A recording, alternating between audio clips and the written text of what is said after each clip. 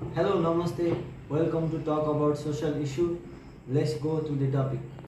आजको विषयवस्तुमा चाहिँ हामीले बढ्दो सवारी साधन दुर्घटनालाई चाहिँ कसरी न्यूनीकरण गर्न सकिन्छ र यसका लागि के गर्नुपर्छ र यसका लागि को पक्ष चाहिँ सक्षम भएर जिम्मेवार भएर लाग्नुपर्छ भन्ने रहेको छ। यता नेपालको चाहिँ अहिले सवारी साधनको दुर्घटना चाहिँ एक दशकमा 10 वर्षमा चाहिँ एकदम बढ्दो रहेछ। 24,000 मानिसहरूको चाहिँ मृत्यु भइसकेको रहेछ सवारी साधन दुर्घटनामा परेर। चालु आर्थिक वर्ष चाहिँ 6 महिनामा चाहिँ 1233 जना चाहिँ सवारी साधन चाहिँ दुर्घटनामा परेर मृत्यु भएको रहेछ। एकदम यो समस्या ठुलो दिनदिन बढ्दै गइरहेको छ। विगत 90s तिर फर्केर हेर्ने हो भने एउटा सवारी साधन थियो, त्यो चाहिँ मानिसहरूले चाहिँ बोकेर काठमाडौँ गेहेन्द्र शमशेर राणाको पालामा चाहिँ लगेका थिए। अहिले आएर यो 2026 मा आएर हाम्रो देशमा चाहिँ 5.85 मिलियन सवारी साधनहरू चाहिँ भेटिसकेका रहेछ। नेपालमा चाहिँ विशेष गरी चाहिँ सवारी साधन दुर्घटना हुनुको प्रमुख कारण चाहिँ पूर्वाधार निर्माणमा चाहिँ कमी कमजोरी हुनु भन्ने देखिन्छ। जस्तै चाहिँ कमर्सियल पूर्वाधारहरू चाहिँ निर्माण हुनु, समयमा चाहिँ पूर्वाधारका कामहरू सम्पन्न नहुनु, त्यो खालको समस्या छ। निर्माण लागतभन्दा चाहिँ कममा चाहिँ ठेक्काहरू चाहिँ सम्झौता हुनु र नियामकीय निकायहरूको चाहिँ निर्देशनमा चाहिँ कमजोरी हुनु, यस्ता खालका समस्याहरू छन् पूर्वाधार विकास गर्नमा चाहिँ। यी समस्यालाई चाहिँ कसरी चाहिँ समाधान गरेर एउटा राम्रो पूर्वाधारको निर्माण गरेर चाहिँ सवारी साधनको दुर्घटनालाई चाहिँ न्यूनीकरण गर्न सकिन्छ जस्तो लाग्छ। यसको लागि चाहिँ हामी सरकार पक्षले चाहिँ सरकारले चाहिँ के गर्नु पर्यो भनेपछि यसको लागि प्रोपर योजनाहरू बनाउनु पर्यो क्या। के गर्नु पर्यो भनेपछि समयमै ठिक्का सम्झौता गर्नु पर्यो क्या। समयमै ठिक्का सम्झौता गर्ने र समयमै सम्पन्न भएन भने कानुनी दायरामा ल्याउनु पर्यो क्या। अनि त्यो सँगसँगै हामीले के गर्नु पर्यो भनेपछि इन्जिनियरिङले चाहिँ मापदण्ड अनुसार जुन लागत निर्धारण गरेको हुन्छ त्यसैमा चाहिँ हामीले चाहिँ ठेक्का सम्झौता गर्नु पर्यो क्या। त्योभन्दा कममा ठेक्का सम्झौता गर्नु भएन। हामी के हुनु पर्यो भनेपछि दीर्घकालीन सोचमा अघि बढ्नु पर्यो। कमर्सियल पूर्वाधार होइन, दिगो पूर्वाधारको चाहिँ अवधारणालाई चाहिँ लागू गर्नु पर्यो क्या हामीले। त्यो सँगसँगै हामीले कस्तो हुनु पर्यो भनेपछि स्थलगत भ्रमण पनि हुनु पर्यो क्या। स्थलगत भ्रमण गरेर हामीले त्यही अनुसारको नक्साङ्कन गर्नु पर्यो क्या। अनि कस्तो देखिन्छ भनेपछि स्थानीय तहमा चाहिँ इन्जिनियरको चाहिँ कुनै सहमति बिना नै कुनै इन्जिनियरलाई चाहिँ कुनै सहभागी नगराएर चाहिँ स्थानीय सरकारले चाहिँ आफै बाटो अनि त्यसपछि त्यो पूर्वाधार निर्माण गरेको देखिन्छ क्या। नयाँ बाटो खन्दाखेरि अब ल्यान्डस्लाइडका कुराहरू हुन्छन्, भोलि बाढी पहिरोका कुराहरू हुन्छन्, खेतीयोग्य जमिन जोगाउने कुराहरू हुन्छन्। त्यो चाहिँ आफ्नो व्यक्तिगत आफ्नो पर्सनल योजना अनुसार चाहिँ अब कुनै एउटा व्यक्तिको लाभको लागि चाहिँ त्यो त्यस्तो किसिमको काम गरेको देखिन्छ क्या। त्यो चाहिँ गर्नु भएन। त्यो गरियो भने चाहिँ अझ बढ्न सक्छ समस्याको रूपमा। त्यसलाई चाहिँ हामीले न्यूनीकरण गर्नु पर्यो। त्यो गरियो भने यो समस्यालाई समाधान गर्न सकिन्छ। पूर्वाधारबाट हुने चाहिँ सडक दुर्घटनालाई चाहिँ न्यूनीकरण योजनाका कुरा छ। हजुर, हरेक क्षेत्रबाट चाहिँ फरक खालका योजनाहरू, जस्तै काठमाडौँ बसेर अन्य क्षेत्रहरूको यस्तो भयो। हामी चाहिँ देशको राजधानीमा बसेर चाहिँ अन्य 77 जिल्लाको चाहिँ नक्साङ्कन गर्ने चाहिँ प्रवृत्ति बढ्यो क्या। हो त्यसलाई चाहिँ हामीले न्यूनीकरण गर्नु पर्यो।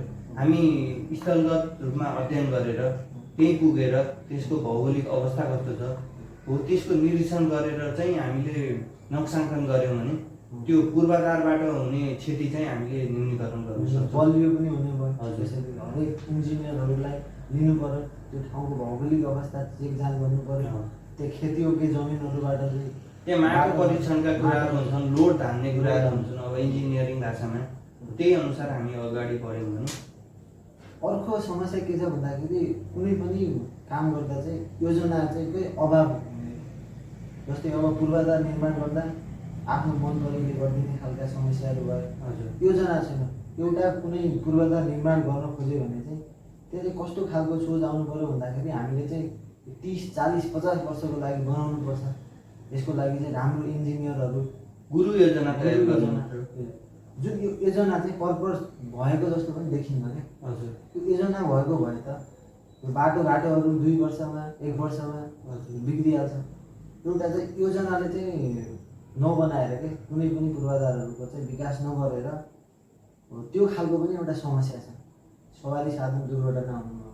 यसमा चाहिँ को क्षेत्रहरू चाहिँ संलग्न भएर चाहिँ योजनाहरू बनाएर चाहिँ बल्ल अनि पूर्वाधारको निर्माण गर्न सकिन्छ जस्तो लाग्छ। यसमा चाहिँ के हुनु पर्यो भने कि ल मानौँ हामी 50 वर्षको लागि चाहिँ बाटो निर्माण गर्दैछौँ भने त्यति बेलासम्म यो ठाउँको जनसङ्ख्या कति हुन्छ त? त्यो जनसङ्ख्याको लागि आवश्यक फुटपाथ कति हो त? सवारी साधनको चाप कति हुन सक्छ त? अनि सवारी साधनको चाप कति हुन्छ र एउटा गाडीको लागि चाहिँ कति बाटो चाहिन्छ, कति क्षेत्रफल गर्छ त्यो गाडीले, हो त्यो किसिमको योजना बनाउनु पर्यो क्या। हाम्रो कस्तो छ भने चाहिँ सडक पिच भइसक्यो भने चाहिँ बिजुलीको तार हाल्ने, अनि फेरि फुटपाथ गराउने, नाला गराउने, अनि त्यसपछि त्यो पानीको पाइपहरू हाल्ने, त्यो किसिमको चाहिँ हाम्रो त्यो चाहिँ एउटा समस्या हो क्या। त्यो चाहिँ प्रोपर प्लानिङ गर्नु पर्यो क्या। यो चिज आवश्यक पर्न सक्छ, यसको लागि यति क्षेत्रफल चाहिन्छ, हो त्यही अनुसारको हामीले प्लानिङ गर्नु पर्यो। त्यही अनुसारको चाहिँ हामीले बजेट तयार गर्नु पर्यो। त्यो अनुसार अगाडि बढ्यौँ भने यो योजनाबाट हुने कमी कमजोरीलाई चाहिँ हामीले न्यूनीकरण गर्न सक्छौँ। यस्तै गरी चाहिँ अर्को अब समस्या सवारी साधन दुर्घटनामा हुनुको समस्या के देखिन्छ भन्दाखेरि पुराना सवारी साधनहरू चाहिँ चलिरहेको अवस्था छ। पुराना सवारी साधनहरू चाहिँ फेरि विकट ठाउँमा, भौगोलिक अवस्था एकदम विकट भएको ठाउँमा, त्यस्तो ठाउँमा चाहिँ पुराना सवारी साधनहरू इन्जिनहरू चाहिँ रिपेयर गर्नुपर्ने, गाडीहरू सर्भिसिङ गर्नुपर्ने खालका चाहिँ सवारी साधनहरू बुढिरहेका हुन्छन्। यसले पनि त दैनिक होइन धेरै दुर्घटनाहरू निम्त्याउँछ नि त। यसलाई चाहिँ एउटा सुरक्षा निकाय भनौँ अथवा समितिका मान्छेहरू भनौँ, नियामकीय निकाय त्योसँग सम्बन्धित मान्छेहरू कस्तो ठाउँमा चाहिँ कस्तो खालको गाडी चलाउँदा ठिक हुन्छ, यो जुन सवारी साधन छ नि पुरानो, यसलाई चाहिँ कसरी यो न्यूनीकरण गरेर हुन्छ कि यसलाई कुनै अरू ठाउँमा प्रयोग रिप्लेसमेन्ट गरेर हुन्छ कि कसरी चाहिँ यसलाई समाधान गर्न सकिन्छ? यसको लागि चाहिँ के गर्नु पर्यो भनेपछि सवारी साधनको मापदण्ड तोक्नु पर्यो क्या। यो किसिमको सवारी साधन चाहिँ यस्तो चाहिँ उसको क्षमता भएको सवारी साधन चाहिँ यो ठाउँमा कुद्नको लागि योग्य हुने। हाम्रोमा चाहिँ छ अब 20 वर्ष पुरानो सवारी साधन चाहिँ चलाउन नपाउने, त त्यतिले मात्रै समस्या समाधान हुन्छ जस्तो लाग्दैन। किनकि मान्छेले बनाएको इन्जिन हो, त्यो बिग्रिएर जान्छ। अब त्यसको टाइममा रिपेयर नगरेर गाडी चलाएको पनि पाइन्छ। अब त्यसको लागि के गर्नु पर्यो भने चाहिँ सुरक्षा निकायले चाहिँ ल यति किलोमिटर गाडी गुड्यो भने चाहिँ तपाईँले चाहिँ सर्भिस गरेको सर्भिस पेपर चाहिँ ट्राफिकलाई देखाउनु पर्ने नियम बनाइयो भने पनि त्यो समस्या समाधान गर्न सकिन्छ। अर्को चाहिँ के गर्नु पर्यो भने चाहिँ यो कन्डिसनमा गाडी आइसक्यो भने चाहिँ हिमाली तथा पहाडी जिल्लामा चाहिँ चलाउन नपाउने है। त्यसको लागि अब भ्यालीहरूमा जुन सहज बाटो छ, पूर्वाधार छ, हो त्यस्ता ठाउँमा चलाउनुको लागि चाहिँ उनीहरूलाई सजिलो होस्, हो त्यस्तो ठाउँमा चाहिँ रिप्लेसमेन्ट गर्ने, हो त्यो गरियो भने चाहिँ यो चाहिँ पुराना सवारी साधनबाट हुने दुर्घटना छ नि, हो त्यसलाई चाहिँ न्यूनीकरण गर्न सकिन्छ। त्यसै गरी अर्को छ हाम्रो मानवीय लापरवाही। सवारी साधन अब धेरै दुर्घटना हुनुमा चाहिँ मानवीय लापरवाही पनि देखिन्छ। विभिन्न समस्याहरू हुन्छ, जस्तै रोडमा बाटो क्रस गर्दा जिब्रा क्रसबाट नहिँडिने, त्यो गाडीहरू आउँदाखेरि दौडिने, त्यस्ता खालका धेरै समस्याले चाहिँ दुर्घटना निम्त्याएको छ। एउटा चाहिँ मानव भइसकेपछि चाहिँ सचेत हुनु पर्यो हजुर, र त्यो खालको चाहिँ नियम चाहिँ सुरक्षा निकायले पनि अपनाउने खालको वातावरण हजुर। योमा चाहिँ के लाग्छ? यसको लागि चाहिँ के हुनु पर्यो भने चाहिँ हामी चाहिँ कस्तो हुनु पर्यो भने चाहिँ हामीले अरूलाई दोष दिनुभन्दा पनि पहिले आफैबाट नयाँ कुरा सुरुवात गर्नु पर्यो क्या।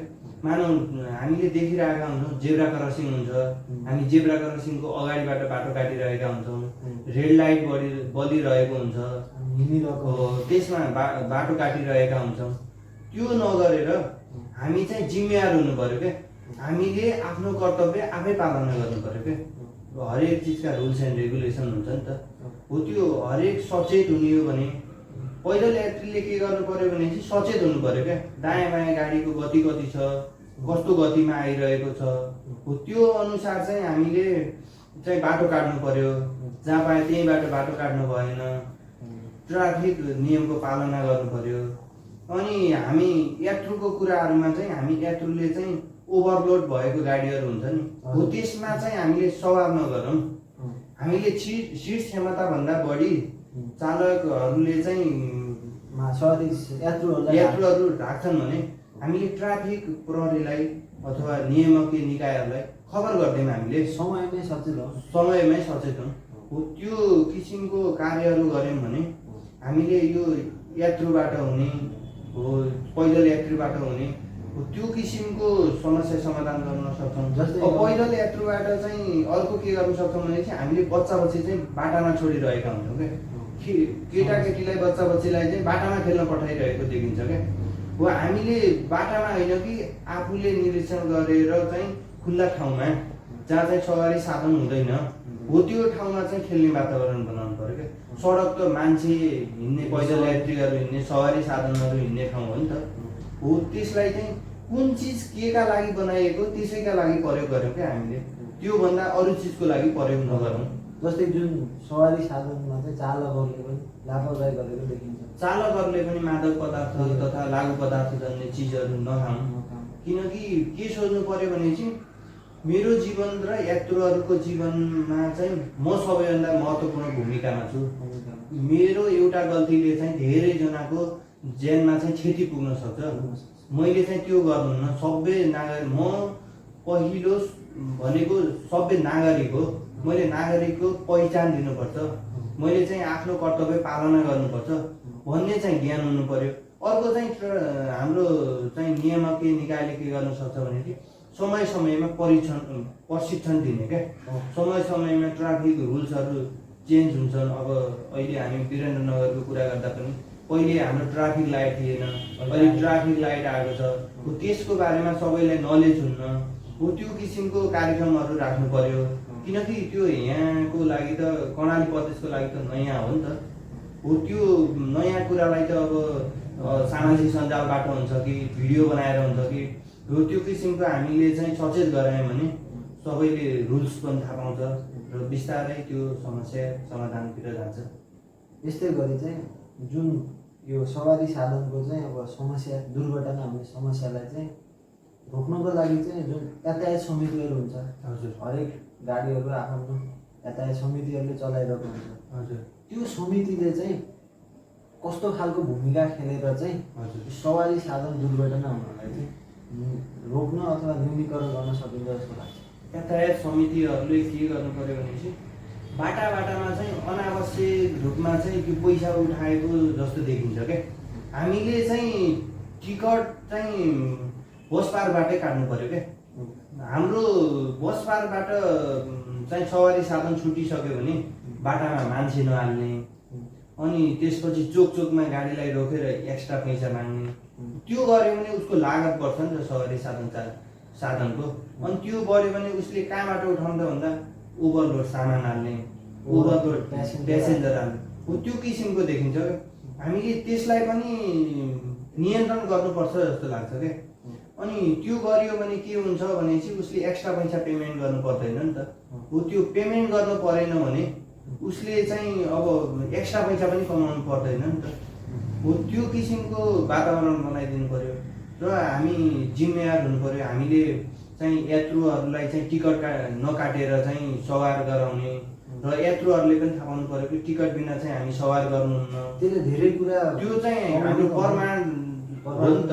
यो गाडीमा यो यात्रु गएको थियो, यो यात्रु गएको थियो, एक्सिडेन्ट होला के होला, भोलि समस्या आउँदा चाहिँ पहिचानको कुराहरू पनि हुन्छ नि त।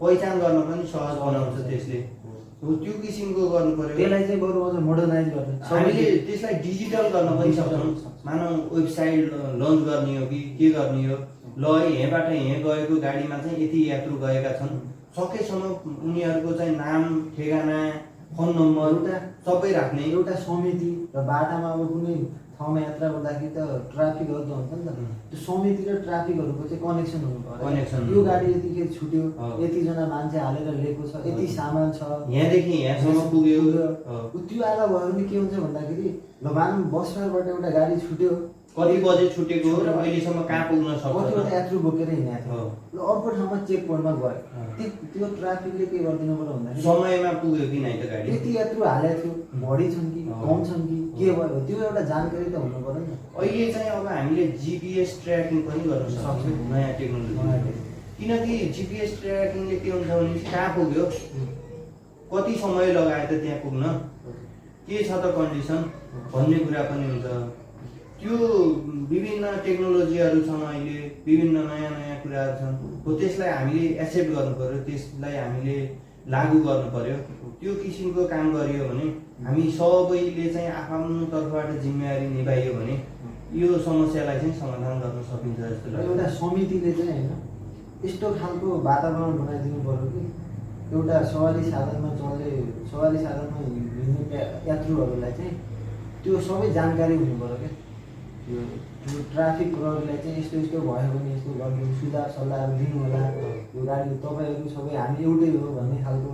अनि त्यसपछि गाडीहरू फोहोर नगर्ने ठाउँमा चाहिँ हामीले गाडीमा डस्टबिनहरू राख्ने कुराहरू पनि अनि हुन्छ। गाडीभित्रबाट चाहिँ बाहिर टाउको त्यो निस्काएर चाहिँ भोमिट गरिरहेको अवस्था हुन्छ, प्लास्टिक प्रयोग भित्र गर्नु पर्यो।